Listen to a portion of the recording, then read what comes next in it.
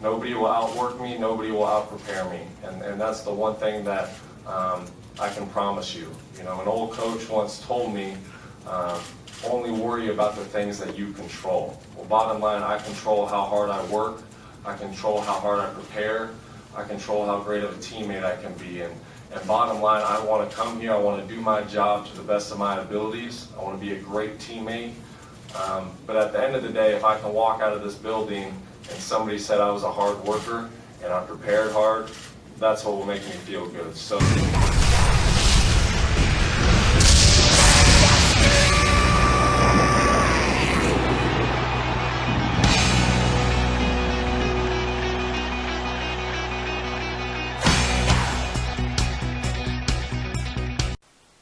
Proper shout out to, like I said, Sev Cisneros, Super Bowl champs 50, Chilla Gorilla, Bronc Nuts, and Lady Sev Cisneros. I guess Sev Cisneros and Lady Sev Cisneros are obviously dating or married or whatever. None of my business, but they got the same last name, so I guess I'd let that be known. Texan Nation, what's good? We got ourselves a new video maker, and it's a she. And she does rants. She gets straight to the point. She's a straight shooter. She almost reminds me of a 10-minute younger version of myself. And I want you to sub to her channel. It's at the bottom of the description. She only got 7 subs. But when she speaks, man, it's like hearing wind in the ocean. It's just a cool breeze. It's like she just delivers that good shit. So I want you to sub to her channel. Her name's Amanda Turner. She does rants. She's a straight shooter like me. She just tells it like it is, like it or not. So sub to her channel at the bottom. I hope she intends on staying because we had a female on here before years back. We got Joseph Timmy, of course. His video link will be at the bottom of the description. Hopefully he makes a hate week video this week. Unlimited Productions, Typer Troll. Well, he's a typer, so we all call them trolls. They're not video makers, but give you a shout out as well. Ray722-442. Also give you a shout out. Bread Tuck Nation TV. He's not TTC, but he delivers good Texans analysis videos, likes his breakdown. Give him a shout out. And H-Town Nation, of course.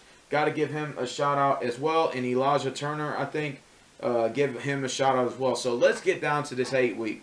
I mean, it's no secret that the Denver Broncos have been winning games based on their defensive front. And they run a 3-4 defense just like they do. In fact, they got Jared Cright, that used to be a Houston Texan. They got Shiloh Keogh, who used to be a Houston Texan. DeMarcus Ware, fucking Brandon Marshall, TJ Ward. They got Chris Harris Jr., Aqib Talib, Brandon Marshall, fucking Von Miller, Sylvester Williams. I mean, I can go on and on and on about the Denver Broncos defense, but let's just look at the realistic approach, okay?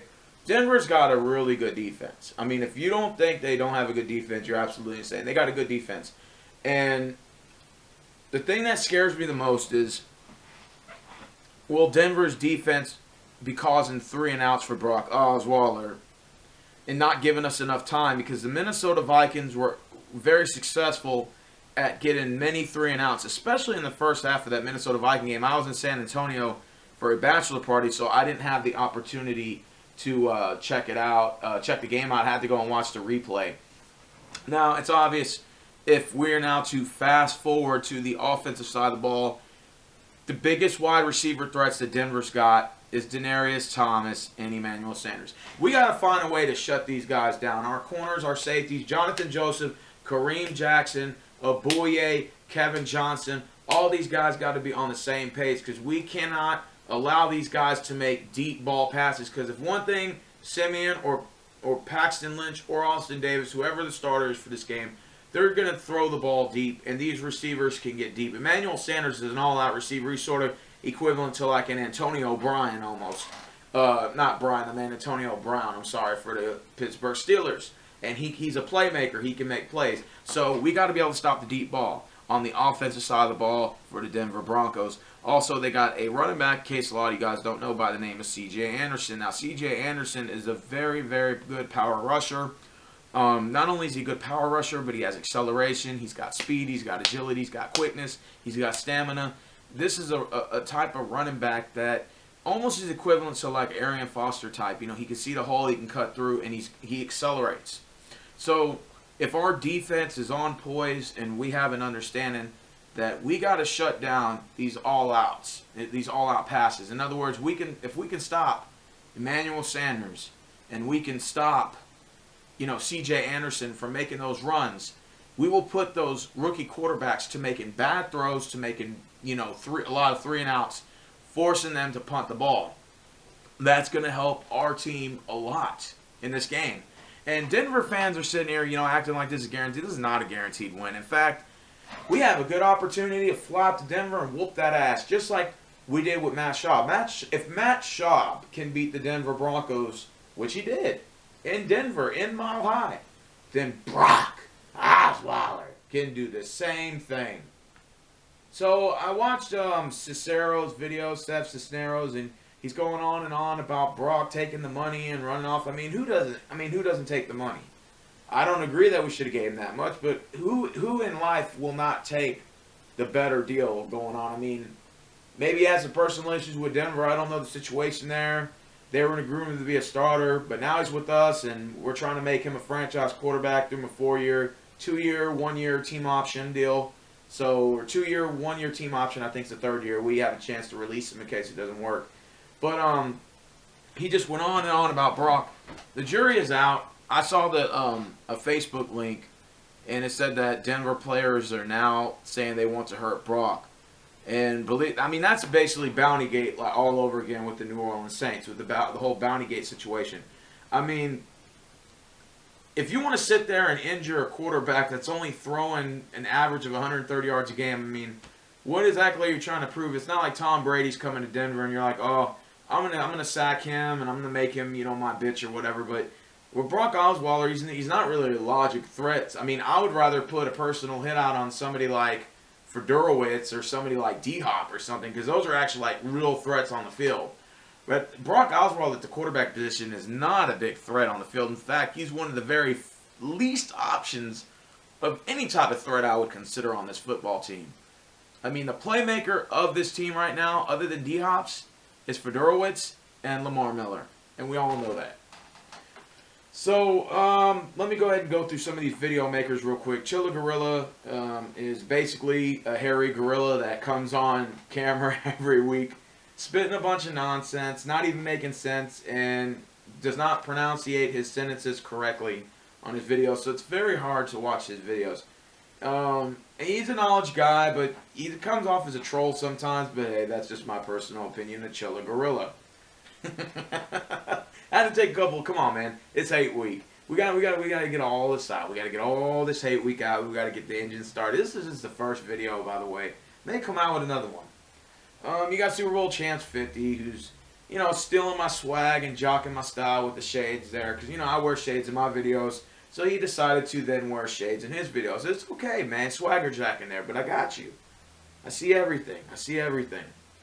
Lady Cisneros, Sevon Cisneros, or Sev Cisneros, I don't really know too much of them, so, they're new to this. I don't really got a new vibe for them. I don't know what to think of them yet. They only came out with 4 or 5 vids or whatever, so I got to wait till the season draws out before I can get more of an opinion of them.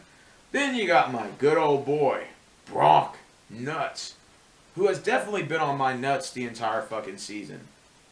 He's been on my nuts the entire fucking offseason. Could not get off my nuts. I stayed stuck in his head. I was living rent-free. Damn, I even have Wednesday poker nights for free with Chief Urad. We were playing in his head. I am stuck inside of Bronk Nuts' head, and he knows it. He could not... in fact, I was stuck in his head so badly that he had to call a radio show just to tell them that I paid a bet late. Or then he tried to say, oh, he didn't pay the bet. He didn't pay it because he took forever. So, Frank Gambler told him, oh, well, did Frank Gambler tell you, Mr. Bronk Nuts, that I paid 10 of his bets off, 10 hat bets off, and I paid them all quickly? Did Frank Gambler tell you that? So if he gave you the advice that because I paid late, somehow he nullified that as a non-payment of a bet, I'm sorry, that's not how it works. The bet was paid. Late, but it was paid. So... Bronk Nuts was all mad and sour, even though he had nothing to do with the bet, and he's all huffing and puffing in his videos and saying he buried me. He said, he told me that I was immature because I was a wrestling fan, but yet he told me he buried me, which was an old WWE term of the golden shovel. So basically, it was a WWE term of saying that when you bury somebody, you're burying talent. So he was using a WWE term, but yet he was telling me I was immature because I watched it. So he basically just contradicted himself within one single sentence. Then he contradicts himself again because he came out with a video and said that, I was late on a payment or whatever, and he paid late or whatever, when he had nothing to do with the bet in the first place. So did I pay the bet late or did I not pay it? See, that's the part I'm confused about. You didn't specify that. And then he tries to say, he paid the bet late, so therefore the bet wasn't paid at all. Excuse me? You weren't even part of the fucking bet to begin with. That's why Bronc Nuts is a good name for you.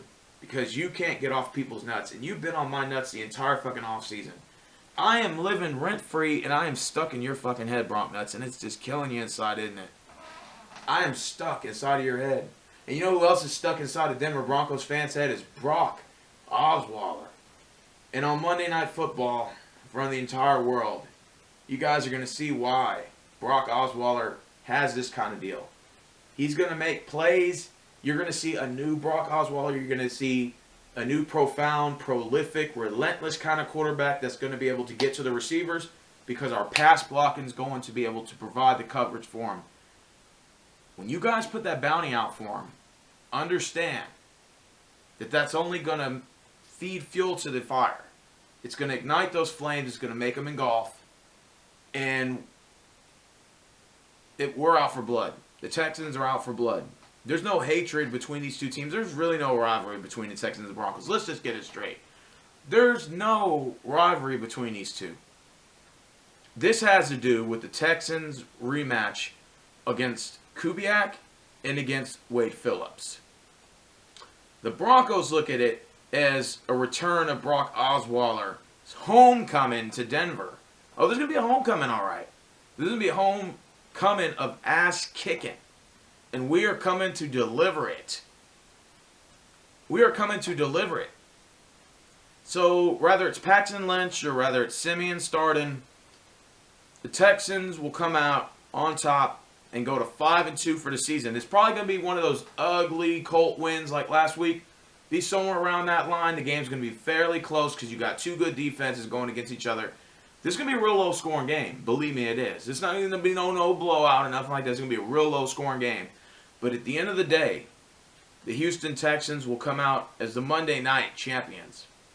We will win the championship on Monday Night Football when we go into the defending Super Bowl champions' house in front of the fans, in front of the Cisneros, in front of the Super Bowl champs, in front of the Chilla Gorillas, in front of the Bronco Nuts, including Lady Cisneros.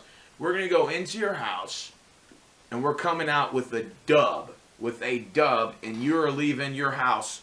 Well, actually, you're leaving your home to your original home with an L. Broncos, come on, man.